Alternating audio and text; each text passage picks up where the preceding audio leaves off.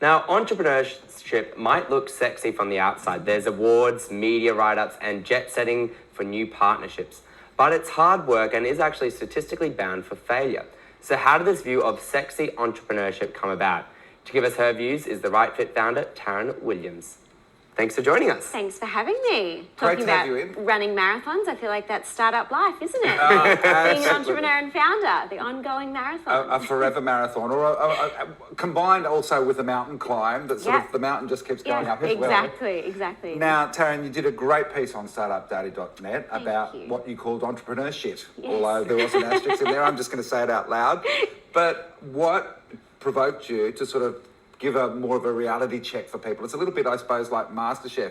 Everyone thinks it's so cool, so hot, but the reality of business is very different. Very different, and I think you would see it here. I mean, you hear those stories about people raising capital and all of the shiny and exciting milestones that we all celebrate in the media, but I just don't think that we talk enough about all of the challenges and problems that people face along the way in being an entrepreneur and being a founder. And somewhere along the way, we seem to have gone from, celebrating small businesses as the mum and dad shops on the corner through to making entrepreneurship seem like this incredibly exciting, incredibly glamorous career that's full of excitement and these amazing milestones, and not necessarily the reality check that it, I think, maybe needs to have. How do you think it got to that point of, do you reckon it is partially us in the media to blame? Where do you think that sort of view came about? Look, I think social media has a role to play in that, and I think we've, seen the celebration of some of these key entrepreneurs like the Gary V's of the world, and so I think, look, a lot of those things have a role to play, and I think certainly the media has a part to play in that as well. But I also think it's about founders and entrepreneurs not speaking out and sharing their part of the story as well, and wanting to seem like we always have it all under control and that we're always just, winning these victories and not talking about the tough times and the times when things aren't as easy. Well, there was a sense, and you say this in here, somewhere between founding my first company, which you refer to as a small business that was bootstrapped and grew organically, and founding your second 10 years later, which was tech-focused, everything changed. Certainly did. That sense, I kind of feel like somewhere along the way we did rebrand small business we did, as startups. Yes. And everything was a startup. Even if it wasn't a tech business or venture capital backed, everyone had a startup. Everyone's candle business that they sold at the weekend markets was a startup all of a sudden. And I think, we lost sight of maybe that small businesses are fantastic and that it's great to have a profitable small business. We don't need to be focused on these high growth businesses that are maybe not necessarily profitable, that need to go out and raise lots of venture capital to succeed. I think, just you've explained then is exactly Startup Daily, isn't it? It's all about tech. It's not so much the small business Very focus. sexy tech, isn't it? What were some of the lessons that you learned from doing that small business to then, doing your startup, The Right Fit, which you've now done and it's been successful for you? Yes, and look, I'm very lucky that we did meet all of those key milestones and get to profitability and survive the 5-year mark and all of those things with The Right Fit, but so many businesses don't. And I think when I launched Wink Models, my first business, it grew organically. We didn't hire staff until we could afford to hire staff. We didn't move into bigger offices until we could afford those things. And with my second business, maybe because it is a tech business, the milestones were just so much faster and higher than growing a business organically. We raised venture capital, we had to go out there and we had to hit these targets.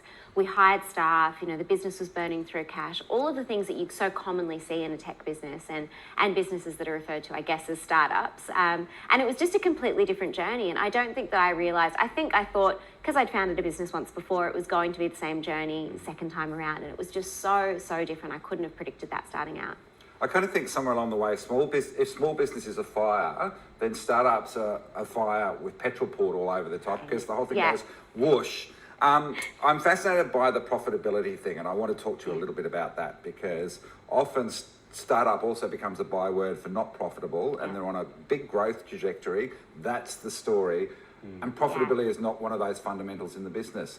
What should founders think about in terms of becoming profitable? Because I see some that are major tech companies now, 20 years down the track, who are still not in the black. Yes. And I think this is so important to talk about. I think fundamentally you have to know that the business model underneath works.